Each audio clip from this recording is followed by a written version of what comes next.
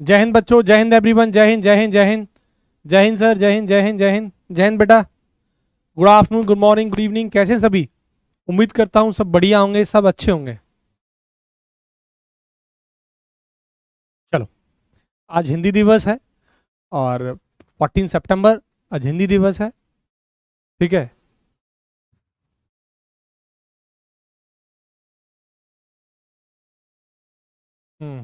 चलो, अटल बिहारी वाजपेयी जी की एक लाइन में बोलता हूँ, बड़ी फेमस लाइन है, हिंदी के ऊपर बड़ी फेमस लाइन है कि बनने वाली विश्व भाषा जो बनने वाली विश्व भाषा जो अपने घर में दासी, सिंहासन पर अंग्रेजी है, लखकर दुनिया हांसी। बड़ी बड़ी अच्छी लाइन है, सही में बहुत अच्छी लाइन अटल बिहारी वाजपेयी जी की है। मैं दोबारा रिपीट करता हूं कि बनने चली विश्व भाषा जो अपने घर में दासी, सिंहासन पर अंग्रेजी है, लखकर दुनिया हांसी। लखकर दुनिया हांसी, हिंदी दा बनते चपरासी, हिंदी दा बनते चपरासी, अफसर सारे अंग्रेजी में, अवधि या मद्रासी। कह कैदी कविराय विश्व की चिंता छोड़ो, पहले घर में अंग्रेजी के गढ़ को तोड़ो, पहले घर में अंग्रेजी के गढ़ को तोड़ो। और एक दूसरी लाइन और इन्होंने दूसरी कविता और लिखी थी हिंदी के ऊपर अटल बिहारी वाजपेयी जी ने, वो सुनो कि गूंजी हिंदी विश्व में, गूंजी हिंदी विश्व में, गूंजी हिंदी विश्व में, स्वप्न हुआ साकार, राष्ट्र संघ के मंच से हिंदी का जय जयकार। हिंदी का जय जयकार, हिंदी हिंदी में बोला, देख स्वयं भाषा प्रेम, विश्व अचरज से डोला, कह कैदी कविराय, मेम की माया टूटी, भारत माता धन्य, स्नेह की सरिता फूटी। तो हम हिंदी से हैं, हिंदी हमसे है। ठीक है, अपनी मातृभाषा को हमें नहीं भूलना चाहिए।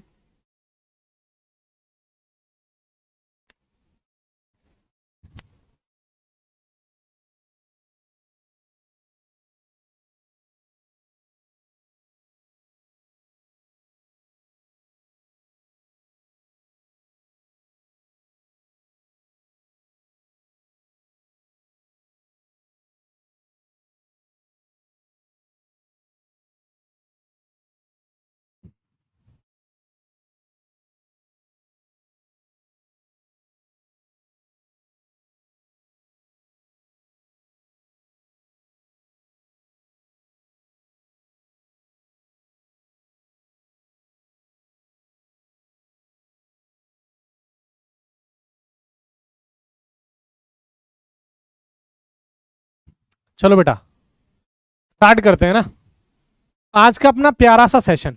स्टार्ट करते हैं। चलो आगे बढ़ते हैं। देखो, सच्चाई तो यह कि आजकल बिना इंग्लिश के काम नहीं चलता, क्योंकि देखो, सच ये भी है क्योंकि बिना इंग्लिश के काम नहीं है, ये भी सच्चाई है, ऐसी बात नहीं है। इंग्लिश भी जरूरी है, जिस तरफ दुनिया अग्रसर हो रही है तो आपको अब, लेकिन इस बात का ये मतलब नहीं है कि आपको हिंदी बोलने से डर लगना चाहिए। मैं कई एक्टर एक्ट्रेसेस को देखता हूँ, हिंदी बोलने में शर्म आती है लोगों को, मंच पर बोलने में। मेरी बात को समझना, मेरा कहने का भाव क्या है। इंग्लिश जरूरी है, इंग्लिश समझना चाहिए, क्योंकि हम जिस रफ्तार से आगे बढ़ रहे हैं और ग्लोबल लेवल पर अगर हमें जाना है तो इंग्लिश मस्ट है, इंग्लिश जरूरी है। लेकिन इस बात का कतई ये मतलब नहीं है कि आपको हिंदी बोलने में शर्म आनी चाहिए। हिंदी हमारी मातृभाषा है, हमको हिंदी आनी चाहिए और हमें कोई झिझकाहट, कुछ बोलने में एकदम शर्म नहीं होनी चाहिए कि हमें हिंदी आती है, हम हिंदुस्तानी हैं, हमें हिंदी आनी चाहिए, स्वाभाविक बात है। हमारी हिंदी मातृभाषा है, मदर टंग है। बट ग्लोबल लेवल पर इंग्लिश की नीड होती है तो हमें इंग्लिश आनी चाहिए, इसमें कोई दो राय नहीं है। बट हिंदी बोलने से हमें शर्माना नहीं चाहिए, ये बात जरूरी होती है। ठीक है,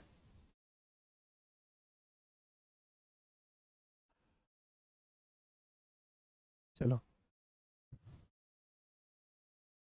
ये, चलो यार, गॉट इट।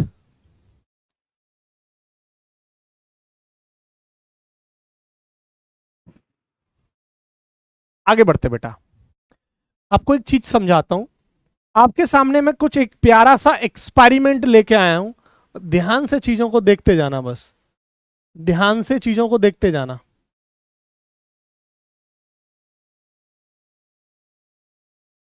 आप चीजों को देख पाओगे। मैं आपको लास्ट लेक्चर में कुछ समझाया था, आपको याद है? मैं टेंशन के बारे में आपसे डिस्कस किया था, आपको मैं पढ़ाया था, और ध्यान से सुनना। टेंशन फोर्स, तनाव बल। मैंने आपको क्या सिखाया था कि टेंशन फोर्स होता क्या है? मैं आपको बताया हूं कि टेंशन हमेशा बॉडी के अपोजिट डायरेक्शन में लगती है, बॉडी के अपोजिट डायरेक्शन में टेंशन फोर्स लगती है। बात आपको समझाया, ठीक है? क्लियर इतनी बात? अब एक के केस में तो आप क्लियर हो गए थे, लेकिन जब दो केस की बात आ रही थी तो आप कहीं ना कहीं कंफ्यूज हो रहे थे। मैंने आपसे कहा था कि बेटा हम जब भी कंडीशंस अपने एग्जाम के लेवल पर डिस्कस करेंगे कि हमारे पास जो स्प्रिंग है ये मासलेस होनी चाहिए। कैसी होनी चाहिए? मासलेस। और मासलेस का मतलब क्या था? हालांकि ये मेरे पास केस मासलेस का नहीं है, मैं आपको बता दूं। मासलेस, हाँ सॉरी, मासलेस का है, मैं गलत बोल गया, मासलेस की कंडीशन है, मैं गलत बोल गया, ध्यान से सुनना।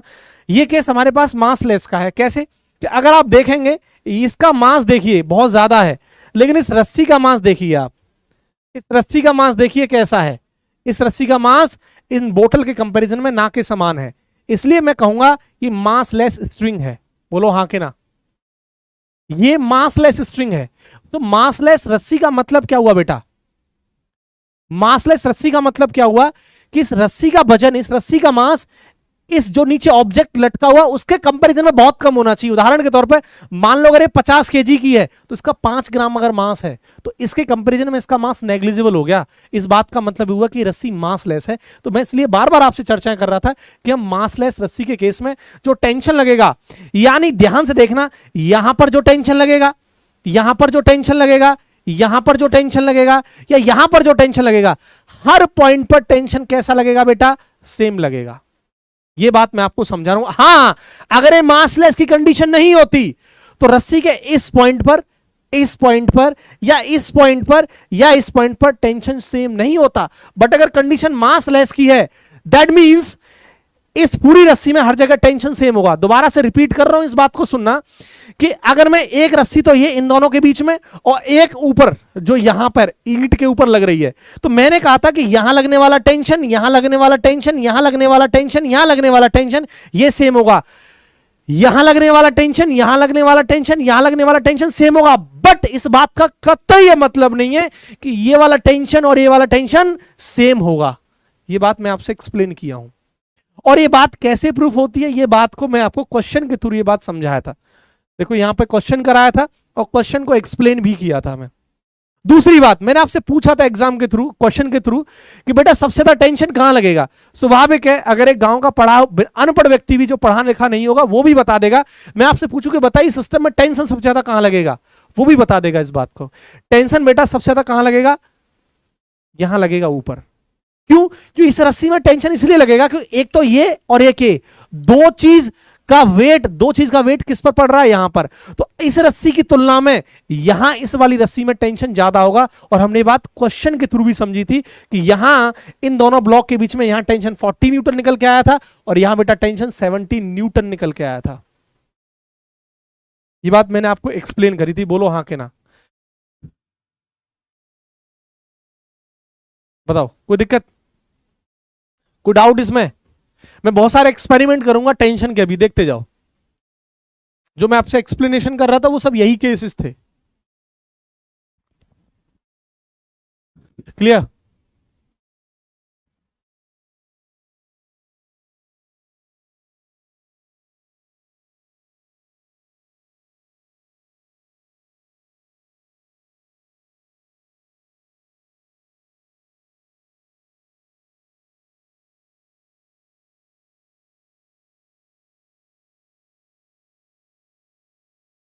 ठीक है बेटा, चलो क्लियर। एक बार दोबारा से रिपीट कर रहा हूं मैं, ध्यान से फिर से सुनना। मैं कुछ, क्योंकि एक इंपॉर्टेंट डिस्कशन करूंगा आपके सामने, एक चीज दोबारा से डिस्कस कर रहा हूं। एक मिनट बेटा। मेरा पूरा प्रयास ये रहता है कि आपको मैं बेहतर तरीके से चीज़ों को समझा पाऊँ, हालांकि वक्त बहुत कम है, बट फिर भी मेरी कोशिश है कि आपको मैं बेहतर से बेहतर, बेहतर से बेहतर एजुकेशन दे पाऊँ, फिजिक्स को बेहतर से बेहतर समझा पाऊँ, जितना मुझे ज्ञान है, जितना मुझे नॉलेज है। हालांकि मैं भी डेली सीखता हूँ, मैं डेली भी कोशिश करता हूँ, अच्छी अच्छी चीज़ों को मैं भी सीखता हूँ, और सीखते रहना चाहिए हर इंसान को। और एक अच्छा टीचर भी वही है कि जो डेली सीखे और अपने बच्चों को नई नई चीज़ों को बताए। तो मेरा हमेशा से प्राथमिकता यही रही है कि मैं आपको अच्छी अच्छी चीज़ों को आसान भाषा में समझा पाऊँ फिजिक्स के अंदर, चाहे वो न्यूमेरिकल का सेक्शन हो बेटा, और चाहे फिर वो थ्योरी का सेक्शन हो। हमेशा से मेरा ध्येय रहा है, मेरे लिए कभी एग्जाम के लिए टाइम मायने नहीं रखता, क्योंकि मैं जानता हूं कि अगर मैं सिलेबस कराने पे आया तो मेरे लिए 20 दिन भी मायने नहीं रखते, क्योंकि मुझे पता है कि सिलेबस मेरे लिए मायने नहीं रखता, मेरे लिए मायने रखता है कंसेप्ट, और कंसेप्ट बहुत जरूरी है चीजों को समझने के लिए। ठीक है, गॉट इट और नॉट?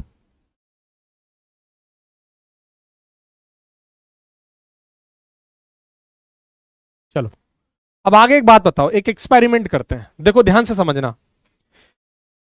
मान लो इसका वेट, मान लेते हैं इसका 20 kg है, मतलब 30 kg, 20 kg मान लेते हैं, हालांकि कम ही होगा 20 के आसपास, क्योंकि इसमें पानी भरा हुआ है, फुल फुल भरी हुई है। कितने केजी की होगी सर ये? 5 किलो की होगी, 5 किलो पानी होगा इसमें। हाँ, पानी होगा इतना आराम से, यानी समथिंग समथिंग, ये वाली बोतल ये पूरी भरी हुई है, हाँ, समथिंग 1 kg पानी होगा, 5 kg ज्यादा बोल गए हम लोग, वो तो बड़ी हो जाएगी। तो 1 kg पानी इसमें होगा, और ये मुझे लग रहा है इसका वेट ज्यादा होगा, इससे ज्यादा होगा इसका वेट ऑलमोस्ट, मुझे ऐसा लग रहा है। कोई बात नहीं, तो ये हमारे लिए भी मैटर नहीं करेगा, क्योंकि मासलेस स्ट्रिंग की बात कर रहे हैं हम। एक बात बताओ, दो केसेस हैं बेटा, ध्यान से समझना और सुनना। अगर मैं इस बोतल को झटके के साथ खींचूं, तो ये रस्सी कहां से टूटेगी? ये रस्सी ऊपर से टूटेगी जहां से बंधी हुई है, या ये रस्सी यहां कहीं बीच छोर से टूटेगी? पहला सवाल, दोबारा रिपीट कर रहा हूं, अगर मैं इस नीचे वाली बोतल को झटके से खींचूं, एक साथ फोर्स लगाऊं, तो ये रस्सी यहां कहीं से टूटेगी, यानी इन दोनों के बीच में से कहीं से रस्सी जाएगी, या फिर कहीं ऊपर वाले छोर से ऊपर से टूटेगी, या फिर मैं अगर इसको प्यार से धीरे धीरे धीरे धीरे धीरे धीरे धीरे करके खींचू, झटका नहीं मारूंगा, धीरे धीरे करके फोर्स लगाता जाऊंगा, तो कहां से टूटेगा? यहां से टूटेगा या यहां से टूटेगा? ये मेरा आपसे सवाल है, देखते हैं करके। अभी तो फिलहाल एक ही एक्सपेरिमेंट कर पाएंगे, कौन सा करना है, झटके से तोड़ के देख लेते हैं, क्योंकि दोबारा लगाने में से बहुत टाइम लगेगा, तो एक ही कर पाएंगे फिलहाल। देखो, मैं दिखाता हूं। अब देखो यहां दोनों केसेस हुए हमारे सामने, पता है क्यों? देखना ध्यान से, देखना ध्यान से, ऊपर से भी टूटा, ऊपर से भी टूटा ये, और देखो ये यहां से भी टूटा, समझ रहे हो? देखो यहां से ज्वाइंट था, ये भी टूटा, ये भी टूटा, और ये ऊपर था वो भी टूटा। पता है क्यों? क्योंकि इसका वेट ज्यादा था, इस बोतल के कंपैरिजन में ना इसका वेट ज्यादा था। हाँ, अगर ईंटा नीचे होता, अगर ईंट नीचे होती है, बोतल ऊपर होती, तो बीच में से टूटता। इसका वेट ज्यादा था, इसलिए ऊपर से भी टूटा और बीच में से भी टूटा। तुम लोग जो बोल रहे थे ना ऊपर से, वो तब की कंडीशन होती है जब ये बोट, मतलब कम मास वाला ऑब्जेक्ट ऊपर हो और हैवी मास वाला नीचे हो, क्योंकि ये कंडीशन मैंने कल आपको एक्सप्लेन करी थी क्वेश्चंस के थ्रू, अगर ध्यान से देखोगे तो आप, क्वेश्चन के थ्रू मैंने चीजों को एक्सप्लेन किया था यहां पे। ठीक है, ये कहानी थी। बाकी का एक केस और मैं आपको एक्सप्लेन करूंगा, अभी तो एक ही हो पाया क्योंकि फिर इसको टाइम लगेगा, फिर किसी और दिन मैं आपको समझाऊंगा, दोनों चीजों को एक्सप्लेन करूंगा बेटा।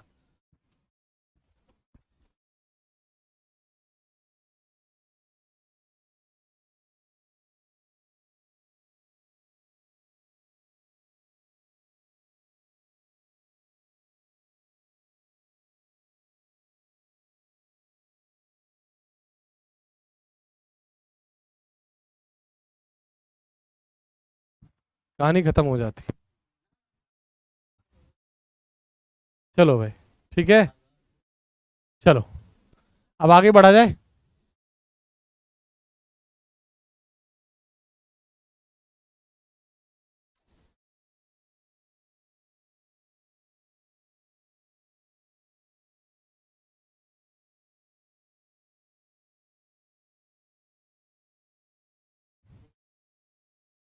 ठीक है,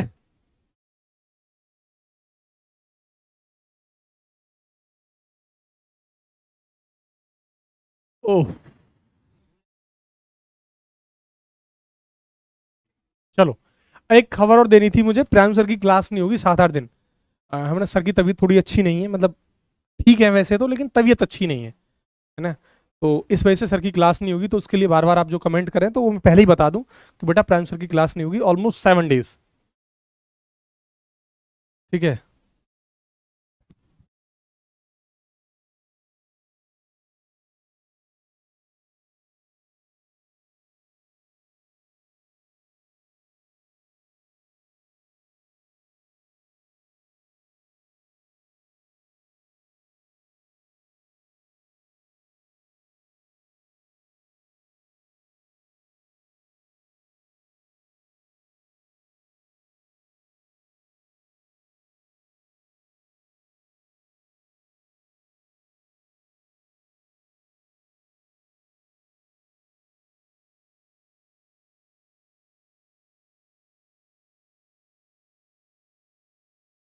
चलो बेटा, चलो बेटा आगे बढ़ते हैं।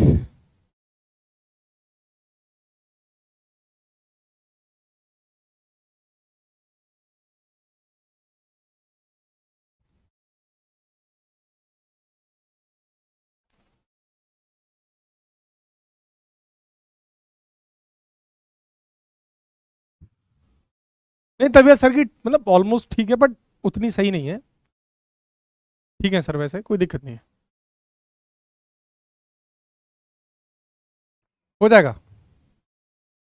चलो यार, आगे बढ़े अब, चलो आगे बढ़ते बेटा।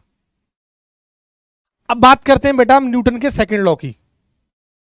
हाँ, 8 बजे हमारी क्लास होगी आज। प्रैक्टिस क्लास होगी बेटा हमारी 8 बजे। ठीक है, क्लियर।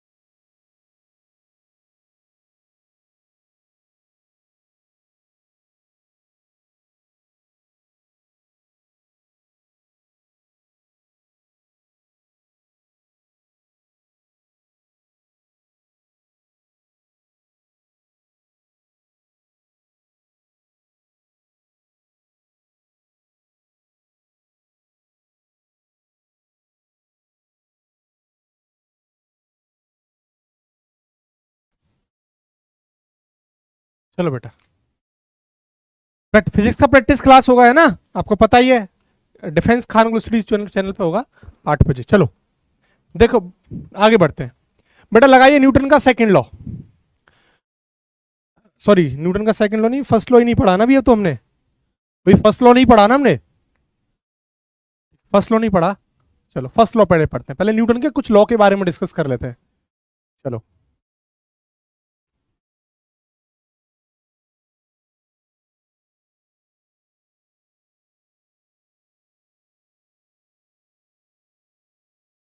बेटा प्रैक्टिस क्लास हमारी यूट्यूब चैनल पर जाओगे तो वहां पर चैनल है डिफेंस खान ग्लोबल स्टडीज। कल मैं पीडीएफ में इसलिए लिख के भेज दिया था, 8 बजे डेली प्रैक्टिस क्लास होगी, डेली फिजिक्स की। ये यूट्यूब चैनल है, जाके सर्च कर लेना।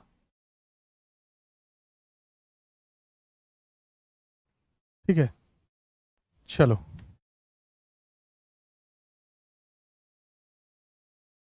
आगे बढ़ते हैं बेटा। आज का जो टॉपिक है वो ये है कि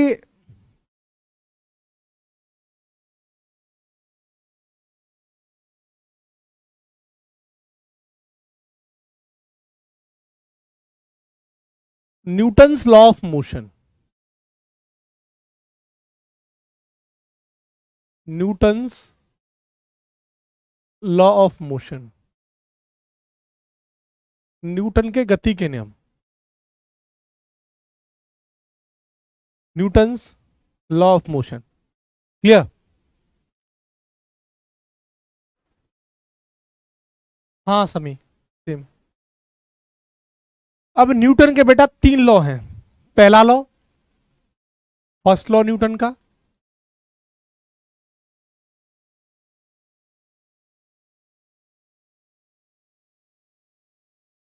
न्यूटन का जो फर्स्ट लॉ है ना, इसको बेटा लॉ ऑफ इनर्सिया के नाम से भी जानते हैं। लॉ ऑफ इनर्सिया, इनर्सिया माने जड़त्व। ये इनर्सिया अपने आप में एक अलग पूरा ही खेल है। इनर्सिया को मैं डिस्कस करूंगा थोड़ी देर बाद, अभी इतना समझो। इनर्सिया को बेटा जड़त्व कहते हैं, इनर्सिया को जड़त्व कहते हैं, इनर्सिया को जड़त्व।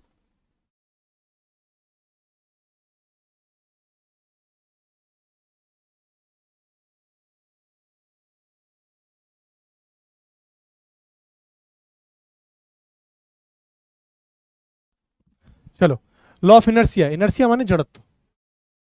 अभी इनर्सिया क्या है बेटा, थोड़ा टाइम दोगे उसके बाद अपन पढ़ेंगे इनर्सिया को।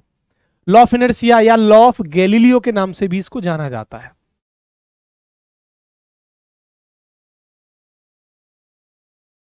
गैलीलियो। एक बात बताओ, जो फर्स्ट न्यूटन का जो पहला नियम है बेटा, न्यूटन का पहला नियम,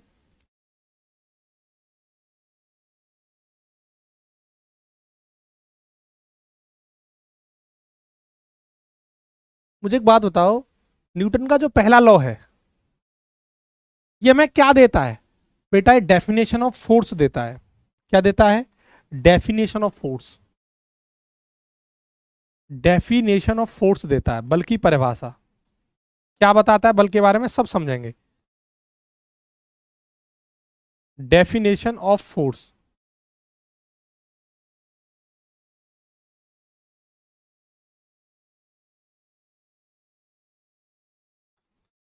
बल की परिभाषा, ठीक है। पहला, ये एयरफोर्स का पूछा गया सवाल है, प्रीवियस ईयर का सवाल है एयरफोर्स का बेटा एग्जाम में, ये प्रीवियस ईयर का सवाल है कि न्यूटन का पहला नियम हमें क्या देता है बेटा? फोर्स के बारे में डेफिनेशन देता है, बताता है कि फोर्स वास्तव में होता क्या है।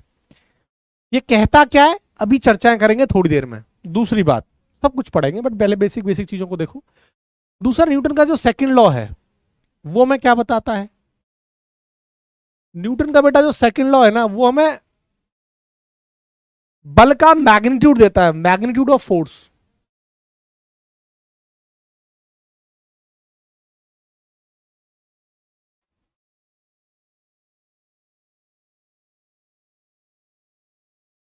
बल का परिमाण, ये मैग्नीट्यूड ऑफ फोर्स होता है, ठीक है, बल का परिमाण। सर न्यूटन का थर्ड लॉ में क्या देता है? ये सवाल भी एयरफोर्स ने पूछा, पहला और दूसरा, ये वाला सेकंड वाला भी। थर्ड लॉ क्या है सर? बेटा न्यूटन का थर्ड हमें फोर्स की डायरेक्शन देता है, direction of force. This is gives the direction of force.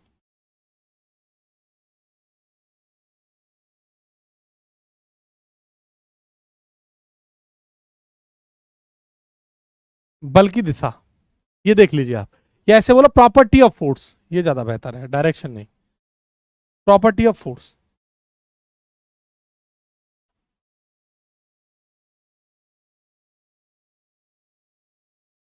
बल के गुण,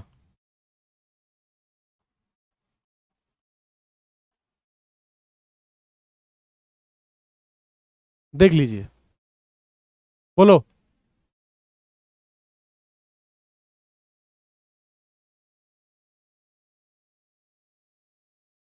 बताओ, क्लियर? बोलो हाँ के ना बेटा, बोलो हाँ के ना। क्या पॉइंट क्लियर हुए?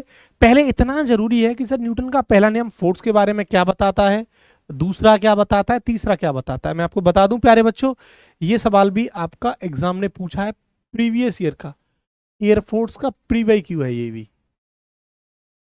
बोलो हाँ के ना, ये बात समझ में आई? अभी इनर्सिया क्या है, जड़त्व किसे कहते हैं, सब समझेंगे, टाइम दो थोड़ा, सब समझेंगे। फिलहाल ये बेसिक बात क्लियर हुई कि कौन फोर्स के बारे में क्या बताता है, बताइए। हाँ है ना बेटा, जल्दी से बताइए, क्लियर, गॉट इट और not? I think you got it what I same. बोलो बेटा।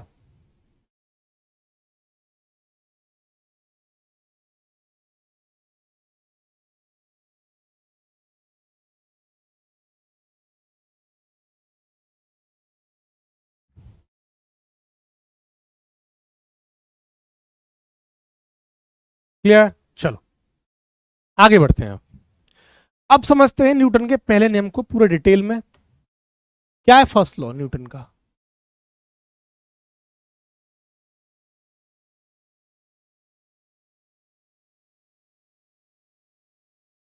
क्या होता है न्यूटन का पहला नियम? हमने समझा कि भाई डेफिनेशन ऑफ फोर्स देता है। क्या है, क्या ये? सिंपल बेटा, ये मान लो मेरे पास एक गाड़ी है, दिस इज गाड़ी, टायर है ये रही गाड़ी।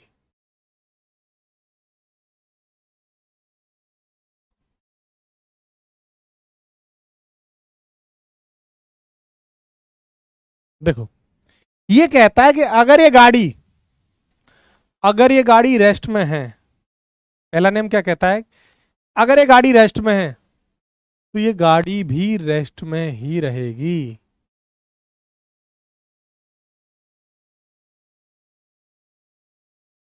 अगर ये गाड़ी रेस्ट में है ना, तो ये गाड़ी रेस्ट में रहेगी अंटिल, जब तक आप इस पर फोर्स नहीं लगाओगे। उदाहरण के तौर पर ध्यान से मेरी बात को सुनना।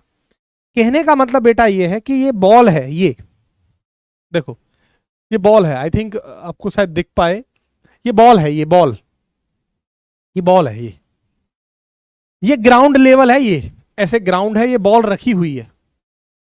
ये लॉ पहला, न्यूटन का पहला नियम ये कहता है कि जब तक आप इस बॉल पर फोर्स नहीं लगाओगे ना, तब ये बॉल यहां से टच से मच नहीं होगी, मतलब यहां से बॉल आगे बढ़ेगी ही नहीं। और ये सही बात है, तो डेली लाइफ में हम देखते हैं। तो जब तक आप इस बॉल पर इस पर फोर्स नहीं लगाओगे, तब तक ये जैसी स्थिति में है वैसी ही स्थिति में रहेगी, ऐसी रखी रहेगी, चलेगी नहीं। आप जैसे फोर्स लगाओगे स्टार्ट हो जाएगी चलना। ये कहता है।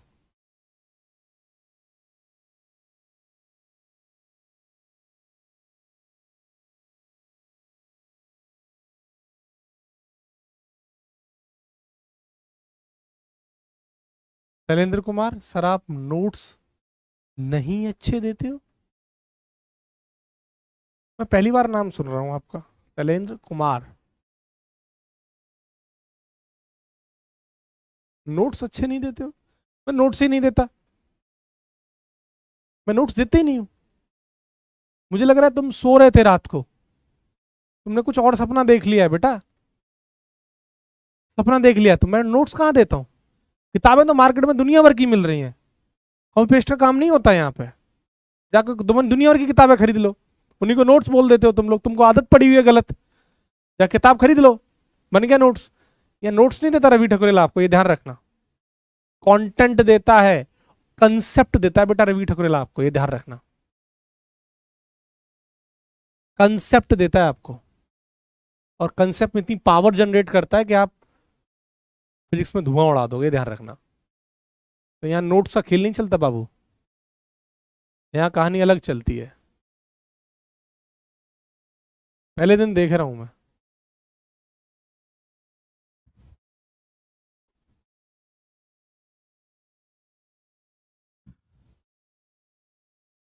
चलो आगे बढ़ते हैं। दूसरा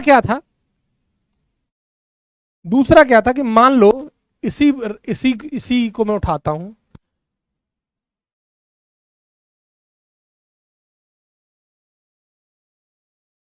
किसी के रास्ते किसी के वास्ते राहें कहां बदलती हैं। देखो, ये अगर मोशन में है,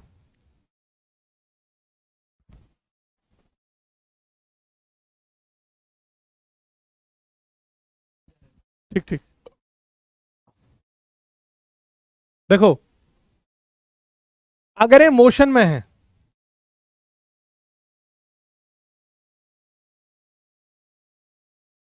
तो ये मोशन में ही रहेगा। अगर ये मोशन में है तो बेटा ये मोशन में ही रहेगा।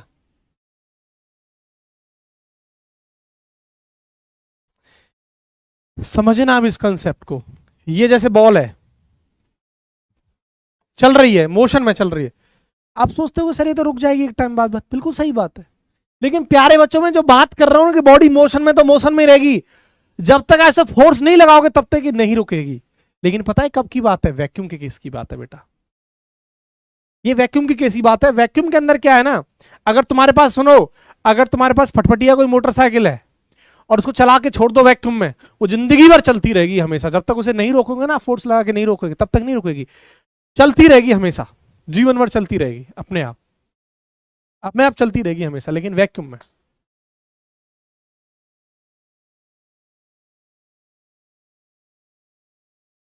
तो ये बेटा जब कोई रेस्ट में है, बॉडी रेस्ट में रहेगी, मोशन में तो मोशन में ही रहेगी। ये कब की कहानी है? Until the temperature, sorry, until, जब तक, अंटिल द एक्सटर्नल फोर्स, जब तक बाहरी बल नहीं लगता।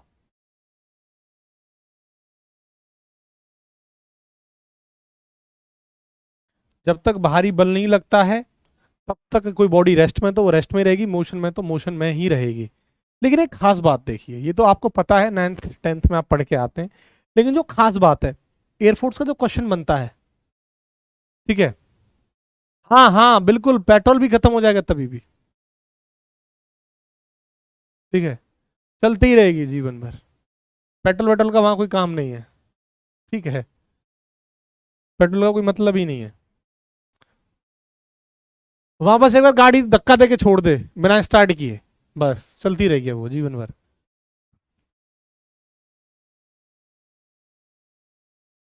देखो, मैंने अभी बताया आपको कि अगर कोई बॉडी रेस्ट में है तो वो रेस्ट में रहेगी, यही तो बोला।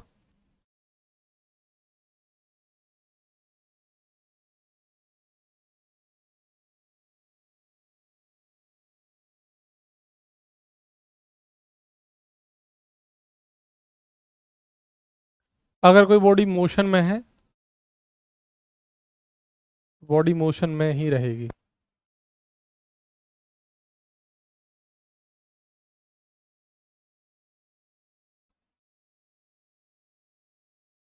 ठीक है, लेकिन पता है कब का केस है ये? ऐसे केस में पता है वेलोसिटी कैसी होगी? यूनिफॉर्म वेलोसिटी होगी। बहुत बहुत बहुत इंपॉर्टेंट बात बेटा। हाँ भैया, बिल्कुल बिल्कुल अखिलेश, 100%। तो भी नरेंद्र हमेशा चलती रहेगी, क्योंकि ये कंडीशन बनेगी नहीं वहां, तुम जिसकी चर्चाएं कर रहे हो।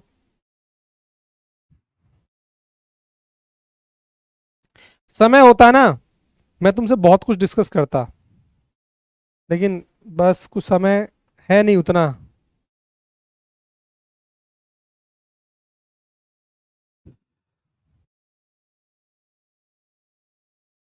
ठीक है,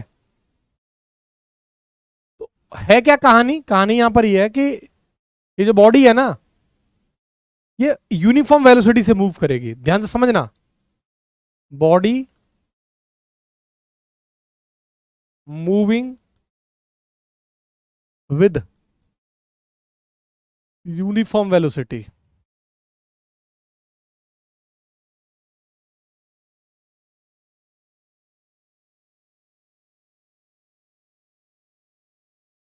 एक समान वेग।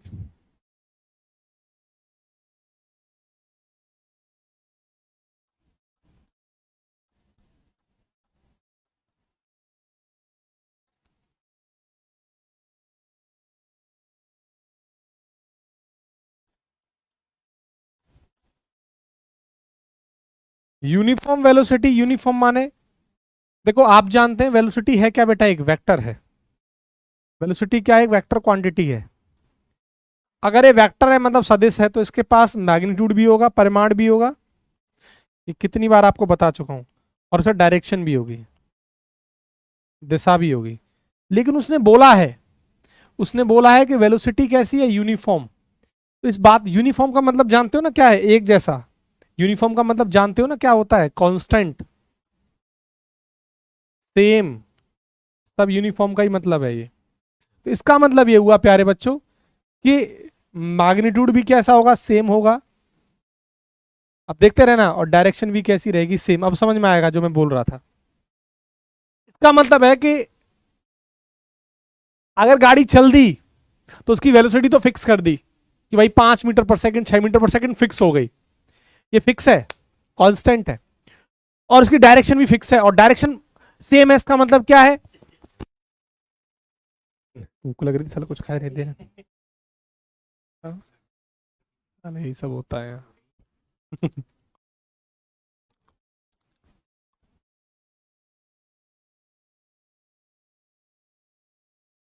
देते जा खाते जा, देते जा।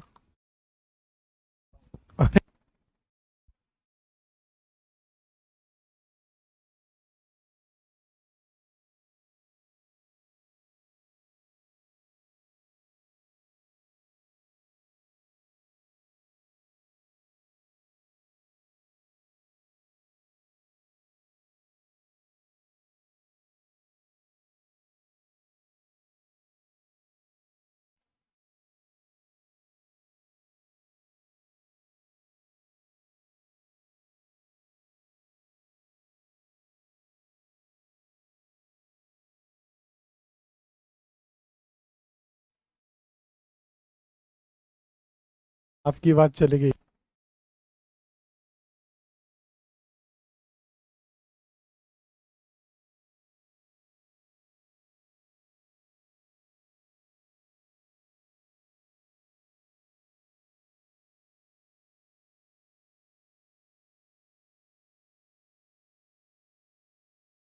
चलो चलो चलो ठीक है, आगे बढ़ो।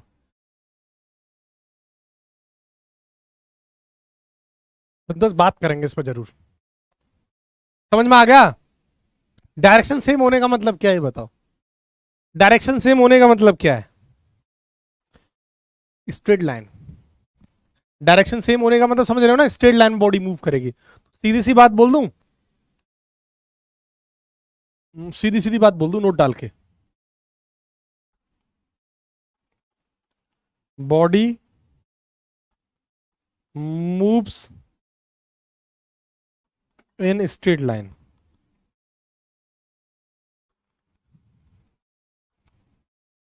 ठीक है,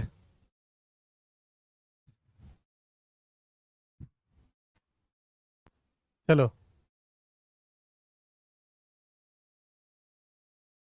आगे बढ़ते हैं। अगला केस। तो बेटा न्यूटन का पहला नियम था, जो कि आसान था समझ, और ये इंपॉर्टेंट बात थी ये आपके लिए। न्यूटन का सेकंड लॉ।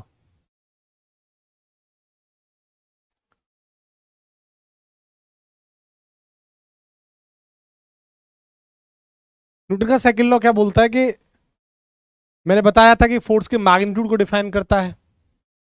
ठीक है, और फोर्स क्या, न्यूटन का सेकंड लॉ क्या बताता है? फोर्स के मैग्नीट्यूड को बताता है बेटा।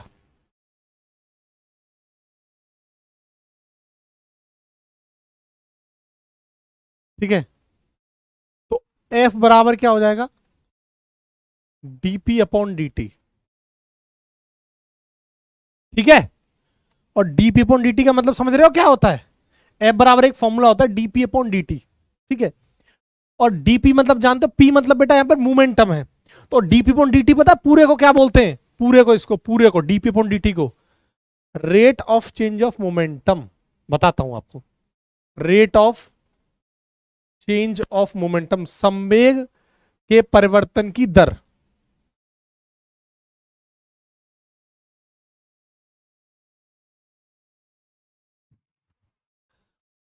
संवेग के परिवर्तन की दर। ठीक है,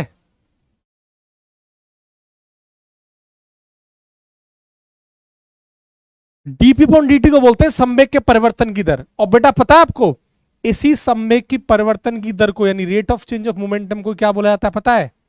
फोर्स कहा जाता है, और कुछ नहीं होता फोर्स। और आज बहुत अमेजिंग बात बताने वाला हूं आपको, बहुत तगड़ी बात। ठीक है, हाँ अमर। बट वो एक्चुअली वो तब के लिए था जब आपने सवाल पूछा था ना, गाड़ी हमेशा चलती रहेगी। वो वैक्यूम तब बोला था, लेकिन ऐसा नहीं कि वो वैक्यूम के लिए वैलिड। आप डेली लाइफ में नहीं देखते। आप बताना, ये बोतल यहाँ रखी रखी रखी हुई है, ये चलेगी नहीं। जब तक फोर्स नहीं लगाऊंगा तब तक कहाँ चलेगी? लगा दिया तो चल गई। तो क्या न्यूटन का फर्स्ट लॉ है।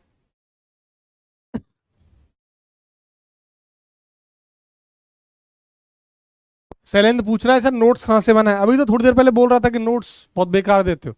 अब पूछ रहा है कि नोट्स कहां से बना है, देख रहे हो भाई, देख रहे हो इसकी दोगली बातें। अमर बोला तो था मैं, स्ट्रेट चलती रहेगी हमेशा। तो सेकंड लॉ क्या बोल रहा है, एफ बराबर DP upon D, rate of change of momentum संवेग के परिवर्तन की दर को ही बल कहा जाता है। अच्छा एक बात बताओ, मुझे एक बात बताओ, आपने एक फॉर्मूला पढ़ा होगा एफ बराबर एम ए,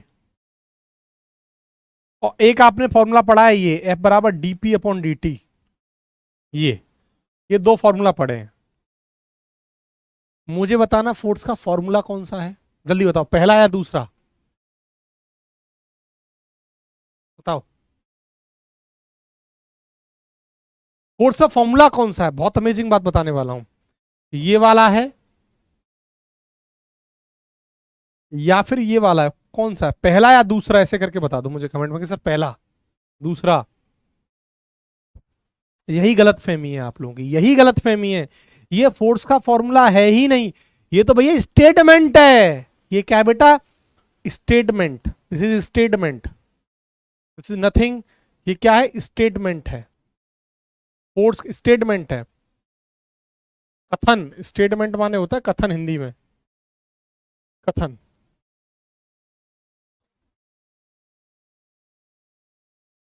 स्टेटमेंट माने कथन, ये है फॉर्मूला फोर्स का। क्यों सर, क्या बात कर दी, बताऊंगा कैसे। फॉर्मूला माने सूत्र, इसकी भी हिंदी पूछोगे तो मुझे पता है, एफ बराबर एम ए, एफ बराबर DP upon D T, right. Force का एफ बराबर एम ए स्टेटमेंट है बेटा, फॉर्म, ये फॉर्मूला नहीं है।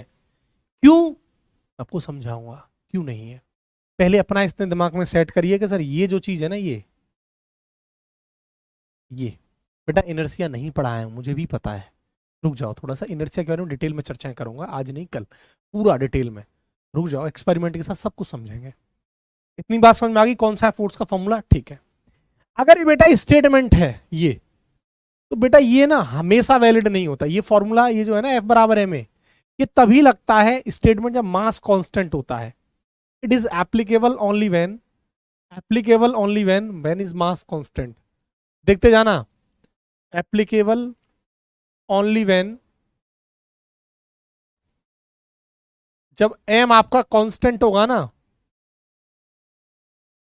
जब एम आपका कांस्टेंट होगा तब ही ये वैलिड होगा।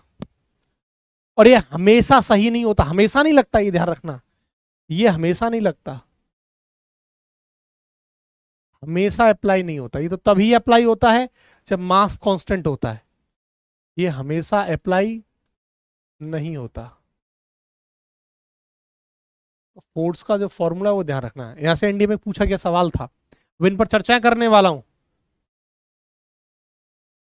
बताइए, अभी देखते जाओ। सर पी संवेग है क्या सर, हाँ मोमेंटम है यार, कितनी बार तो बताया मोमेंटम के बारे में, इसलिए मैं चर्चा नहीं, कितनी बार तो काइनेटिक एनर्जी और मोमेंटम का रिलेशन नहीं बताया था, बच्चे ऐसी बातें कर रहे हो पवन, बताइए, आगे बढ़ू,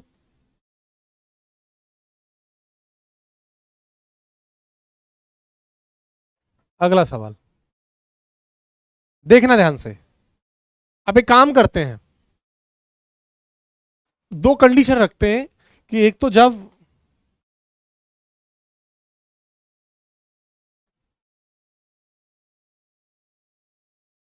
मास कांस्टेंट हो तब की कहानी, और जब मास कांस्टेंट ना हो तब की कहानी।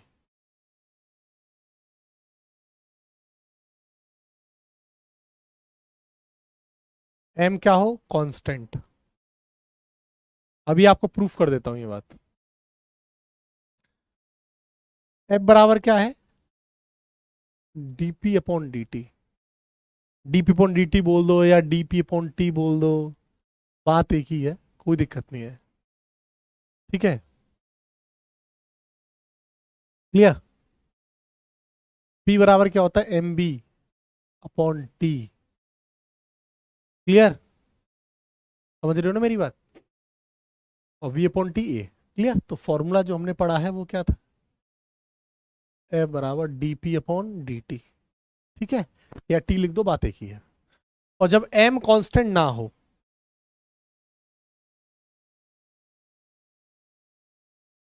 देखना ध्यान से, एक एक केस को देखना। दोनों ही चीजों में मैं आपको दोनों ही चीजों में आपको एक्सप्लेन करने वाला हूं। एफ बराबर डीपी अपॉन डी।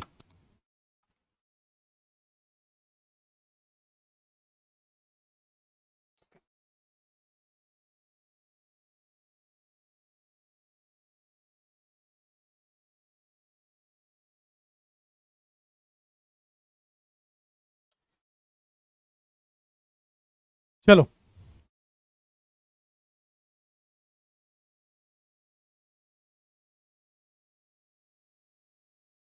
देखो, फॉर्मूला क्या था? एफ बराबर DP upon D T. P का फॉर्मूला क्या होता है? M B. ये हो जाएगा डी टी। मुझे पता है एम कांस्टेंट है और डिफरेंशिएशन कर रहे हैं टाइम के साथ, तो एम तो बाहर आ जाएगा। अंदर क्या बचा? D B upon D T. और ये क्या होता है? Acceleration, M A. बताइए फोर्स का फॉर्मूला एफ बराबर एम ए कब आया? जब मास कांस्टेंट हुआ। ठीक। जब मास कांस्टेंट नहीं हुआ तब फोर्स का फॉर्मूला क्या निकल के आएगा? एफ बराबर DP upon D T. D upon D T बाहर रखो, अंदर पी आ जाएगा एम बी। इस बार एम कांस्टेंट नहीं है तो क्या होगा बताना? क्या होगा? M D V upon D T plus V D M upon D T. ऐसे तो डिफरेंशिएशन होगा। इस बार फोर्स का फॉर्मूला ये लगेगा।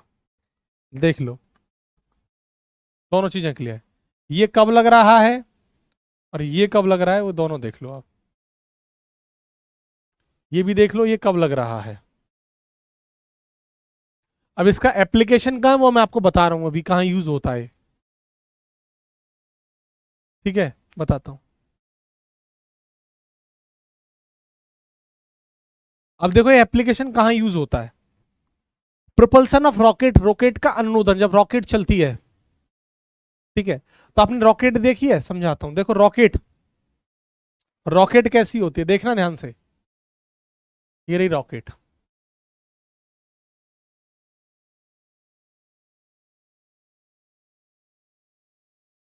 रॉकेट में फ्यूल भरा रहता है यहां पर। तो क्या करती है रॉकेट?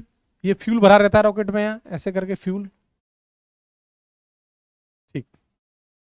होता क्या है बेटा, ध्यान से समझना। इस टाइम रॉकेट का जो मास है वो m है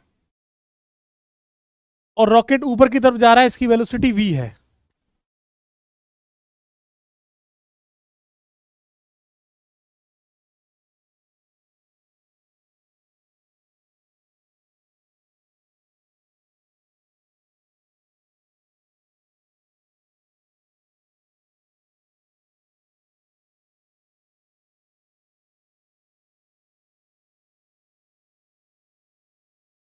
चलो, अब होता क्या है ध्यान से समझना। ये रॉकेट है हमारे पास, this is rocket. Propulsion of rocket लिख देता हूं, रॉकेट का अनुनोदन।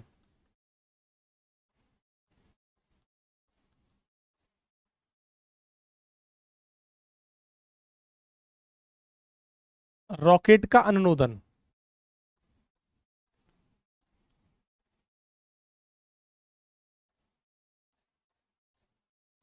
देखो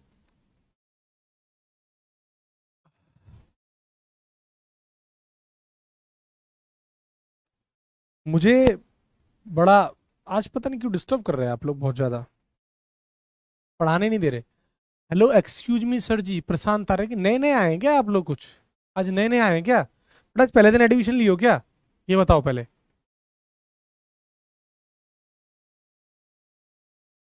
कर क्या रहे हो तुम लोग आज?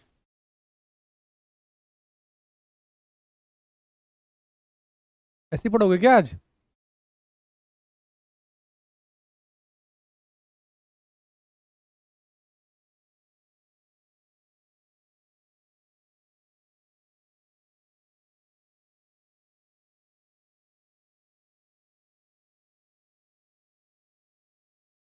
देखो चीजों को देखो ध्यान से समझो पहले। अब देखो हो क्या रहा है। जब ये रॉकेट ऊपर चलेगी तो होता क्या है बेटा, इसमें से इसका मास कम होता है, आपने देखा होगा, गैस निकलती है इसमें से, इसका फ्यूल निकलता है, तो स्वाभाविक है इसका मास कम होगा। और जब किसी चीज का मास कम होता है तो वेलोसिटी ज्यादा होती है, इसमें कोई दिक्कत नहीं, ये बात हमें पता है। जब मास कम होगा तो वेलोसिटी ज्यादा होगा। अब ऐसे केस में देखो मोमेंटम का फॉर्मूला क्या होता है, P बराबर एम बी। P बराबर एम बी, मतलब ये हुआ कि मास कम हो रहा है और वेलोसिटी बढ़ेगी। तो ऐसे केस में सामने वाला हमेशा क्या रहेगा, कांस्टेंट। P क्या रहेगा, कांस्टेंट। इसलिए प्रोपल्सन ऑफ रॉकेट जो है ना, किस सिद्धांत पर काम करती है, कंजर्वेशन ऑफ लीनियर मोमेंटम, रे के संवेग का संरक्षण। इसका बेटा जो प्रिंसिपल होता है, इसका प्रिंसिपल जो होता है, प्रिंसिपल मींस सिद्धांत।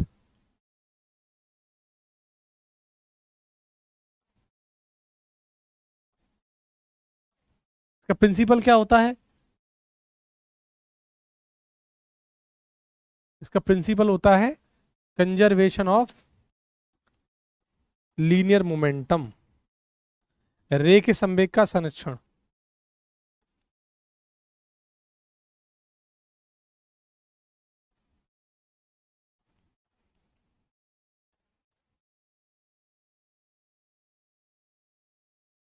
ये कंजर्वेशन का मतलब क्या बेटा, जब मोमेंटम कांस्टेंट रहता है ना, उसी को कहा जाता है कंजर्वेशन ऑफ मोमेंटम, और कुछ नहीं है। कांस्टेंट को बोलते हैं कंजर्वेशन ऑफ लीनियर मोमेंटम बोल दो, रे के संवेग का संरक्षण। अब तुम्हें समझ में आ गया कि हमारी जो रॉकेट का अनुमोदन है, जो रॉकेट चलती है, वो किस सिद्धांत पर काम करती है, इस पर। और ये आपके एयरफोर्स का पूछा गया सवाल है, ये प्रीवियस ईयर का सवाल है। ऑलमोस्ट सारे एग्जाम में पूछा, डिफेंस में, NDA, CDS, air force, navy, ICG, हर एग्जाम में पूछा गया सवाल है ये। बताइए, बताओ। ये पहली बात समझना जरूरी थी, ये इसका प्रिंसिपल क्या है, ये जरूरी है। अब आप देखिए, मास यहां पर कांस्टेंट नहीं है ना, मास घट रहा है, बदल रहा है, मास कम हो रहा है। जो लोग बार बार कमेंट कर रहे थे कि मास तो कांस्टेंट ही रहता है, कांस्टेंट ही रहता है, मैं कब मना कर रहा हूँ। लेकिन अब इस केस में देखना, अब क्या इसका मास कम होता जाएगा, धीरे धीरे धीरे इस रॉकेट का मास कम होता जाएगा, इसमें जो फ्यूल था वो कम होता जाएगा। तब के केस में फॉर्मूला क्या लगेगा, ये। लेकिन आपके एग्जाम में, आपके सिलेबस में इस फॉर्मूले का यूज नहीं है। आपके सिलेबस में जो फॉर्मूले का यूज है 100%, 99.99%, वो ये है ऑलमोस्ट। उम्मीद करता हूं आप मेरी बात को समझ पाए होंगे। जो मैं आपको समझाना चाहता था ये मेरे लिए खास था, और ये इंपॉर्टेंट है, ध्यान रखना, एग्जाम में इस पर क्वेश्चंस बनते हैं।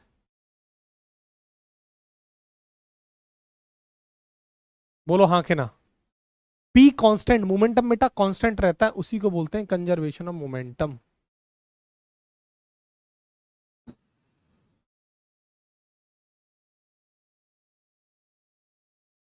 हम्म,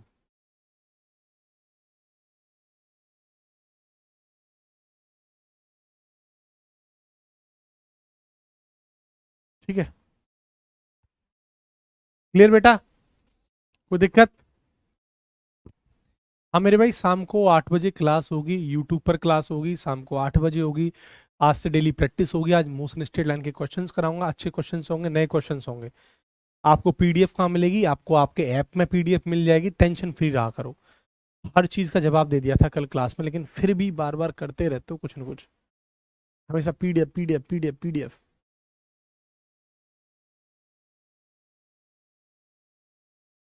you D M upon D T. हम्म। ये वाला केस, यही ना।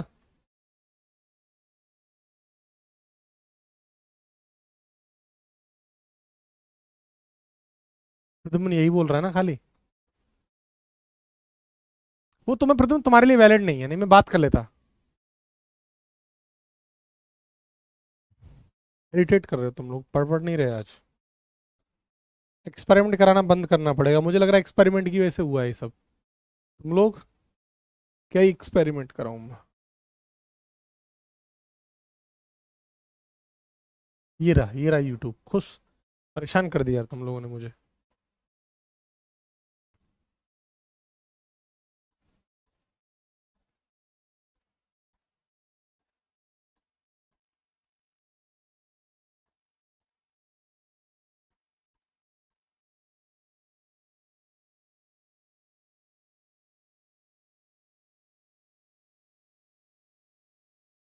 पवन किसी केस में नहीं होता।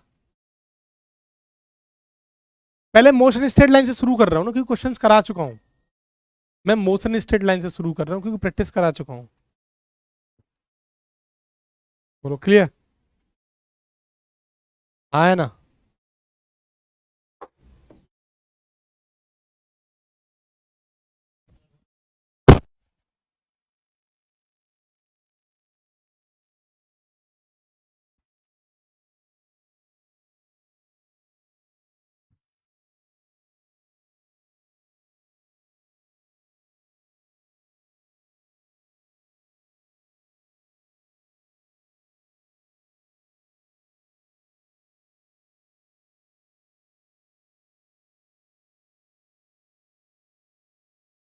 हाँ, ये शॉर्ट में है ना।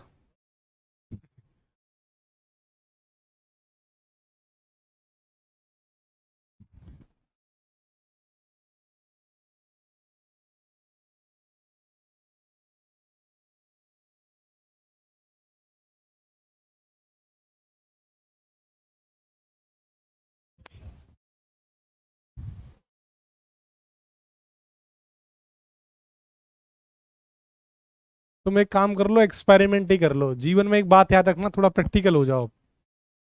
एक्सपेरिमेंट से पेपर नहीं निकलता है। दुनिया भर का एक्सपेरिमेंट आता ना यूट्यूब का, वो आपके टाइम को बर्बाद करता है, ये ध्यान रखना। पेपर में एक्सपेरिमेंट नहीं आता है। समझ लो इस बात को ढंग से। मैं तुम्हें बार बार जो कर रहे हो ना, बता रहा हूं तुम्हें। पेपर में आएगा न्यूमेरिकली, और उसके लिए एक्सपेरिमेंट नहीं, खोपड़ी चाहिए, प्रैक्टिस चाहिए, कंसेप्ट चाहिए। ये सब ड्रामाबाजी में कुछ नहीं रखा है। थॉट्स ना होती ना तो आज कोई नहीं देख रहा होता इन्हें। टाइम पास करने के लिए अच्छा है, कोई दिक्कत नहीं है, कुछ नहीं होता है इससे। प्रैक्टिकली अगर सोचोगे तो कौन सा पेपर निकलता है इससे? कौन सा पेपर निकलता है बताओ? कौन सा पेपर निकलता है? और कितना आपके पास इतना समय है कि हर चैप्टर में 50 एक्सपेरिमेंट करा दिए जाए? कितना समय है आपके पास इतना? क्या आपके पास इतना समय मिलता है? 1 साल का समय मिलता है आपको? लेकिन आप प्रैक्टिकली नहीं है, अभी आप समझ नहीं पा रहे मेरी बात को।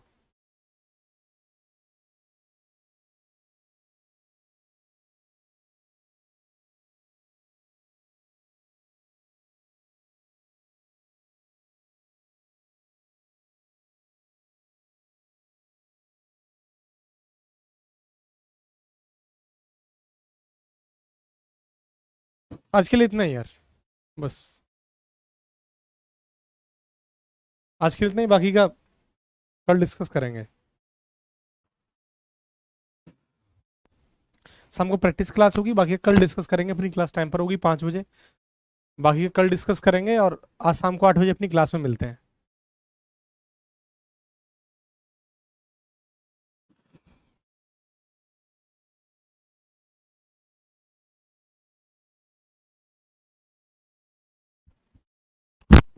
कल मिलते हैं यार, ठीक है? पढ़ाई करो, ज्यादा कमेंट बाजी मत किया करो। चलो फिर, जय हिंद।